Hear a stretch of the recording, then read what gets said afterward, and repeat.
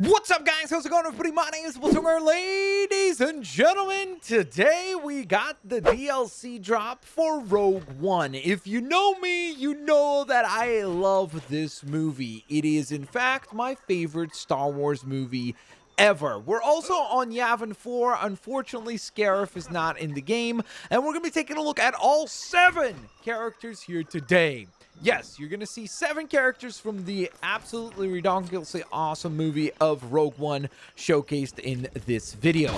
Of course, don't forget to go on ahead and hit the thumbs up button, letting me know which of the 7 characters is your personal favorite. You'll see some villains as well as some heroes, so that should be pretty exciting. And let's kick things off with the hero of the show. I love the little flutter kick animation on the jump. And this is Jyn Erso. One of the main, of course, protagonists of the film as a whole is Jyn Erso. I'm not sure that I love that they chose this costume, because I just think that the costume that she wears at the very end of the movie is a little bit more iconic. That's just me, maybe, though. But let me know if you guys agree or disagree. That's pretty much the only criticism I have for this minifigure, is that I just wish... By the way, a bit of a preview. Look at that crew right there. That is a who's who of the Rogue One crew right there. I mean, they look absolutely ridiculously epic right there in the background, looking very, very, very cool.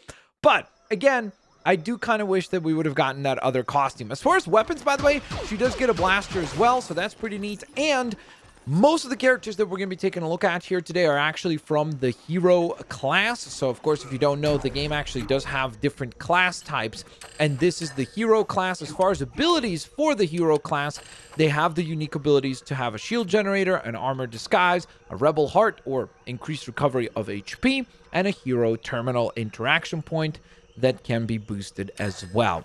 So those are kind of the abilities that the characters have as far as unique stuff concerned to them. Next, we have Bodhi Rook, the engineer, looking very cool. I love the details on the actual attire there on the vest, the little items that he has to go on ahead and complete all his tinkering and all his building stuff, which is super duper cool. He's got the blaster on the side. He's got a really cool looking backpack, which actually seems to have another blaster attached there, so that is very neat. I like the goggles as well, looking cool. I appreciate the beard too, similar style to my own. And as you can see, he's got a pistol blaster instead of the kind of much more long-range blaster that we saw showcased for Jyn Erso. He's got a bit of a different variety to his weapon. And of course, as you can see, the other cool thing about the hero class is that they can grapple, which is absolutely brilliant, allowing you to scale taller and taller objects as well. Back in the deep jungles, we have the one and only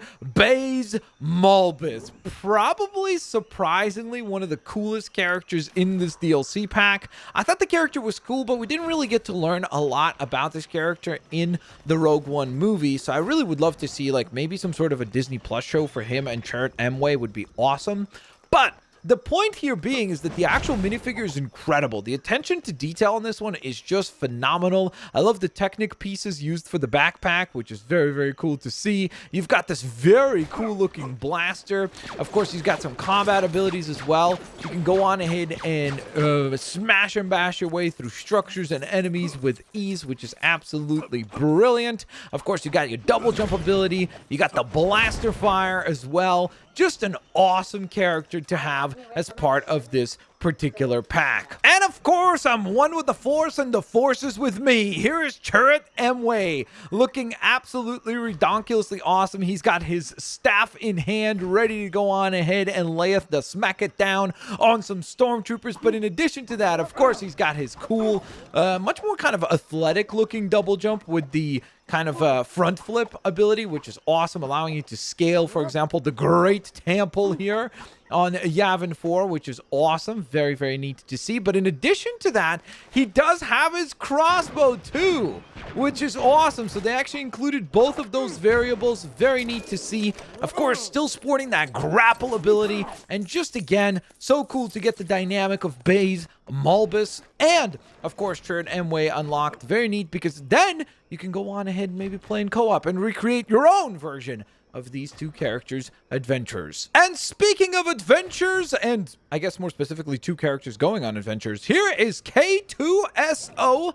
And interestingly enough, K2SO actually does not apply to the droid class. He does not actually apply to the protocol droid class. He actually applies to the extras class, which is interesting. I was kind of surprised by that.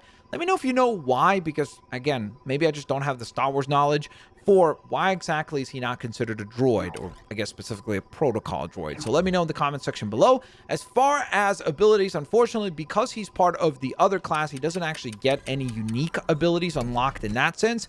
I really do like the design of this figurine. I think they actually did a great job of recreating K2SO. My one complaint about this one, by the way, look at the detail there of him just standing on that little branch there, but my one complaint is that he just seems a tad bit short. I think he needs to be a little bit taller. I feel like in the movie, he definitely stood a bit taller than what we see here. So he just doesn't seem quite as bulky as he needs to be. I think he needs to be taller and a little bit wider as well to give that much more accurate presence. But the cool thing is that you do still have the blaster there, which is awesome. And in addition to that, I love the little details like the insignias on the shoulders, or even the little paint dings on the helmet there. I think that's really cool that they went ahead and actually captured those details in this design as well. And diving on down is the one and only Cassian Andor, the star of his own upcoming Disney Plus show, which should be obviously fantastic. But there's Cassian Andor looking very cool. A great recreation.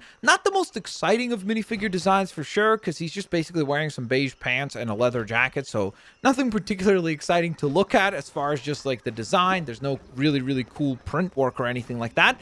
But he does also have a similar blaster to the one that we saw that Jyn Erso has. In fact, I think it might be even identical in hue in terms of the light bluish gray that is used for that color scheme, which is pretty neat to see. He does have a grapple down attack, which is very neat to go on ahead and utilize against waves and waves of foes. So very neat to see that as well.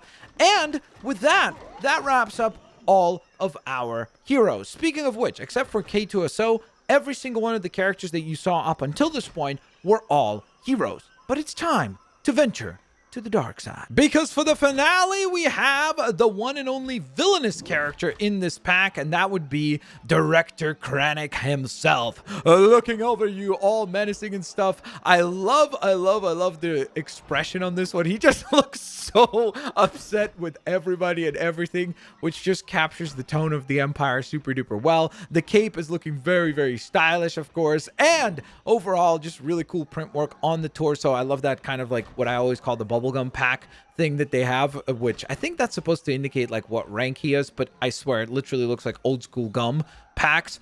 And then does he have two pens in like little tucked in pockets and stuff?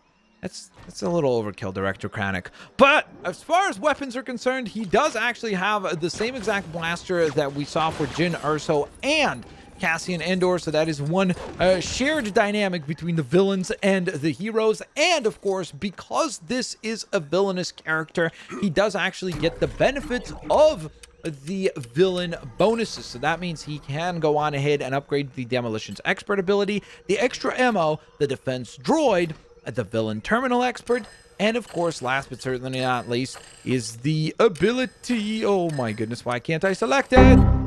Okay, well, for some reason, it's not letting me bring up the villain's main ability. Okay, that's really bizarre. But he does have the main villain abilities available to him as well. So there you guys have it, guys. That is the entire pack. That's all 7 characters and their sets of abilities. They look absolutely ridiculously awesome. Of course, if you're a fan of LEGO Star Wars The Skywalker Saga, make sure that you're subscribed. Make sure you got your notifications turned on, because there are daily videos dropping for the foreseeable future. So huge thank you to you guys for checking them out. In addition to that, of course, guys, don't forget, if you can, please hit that thumbs up button. I would really appreciate the support.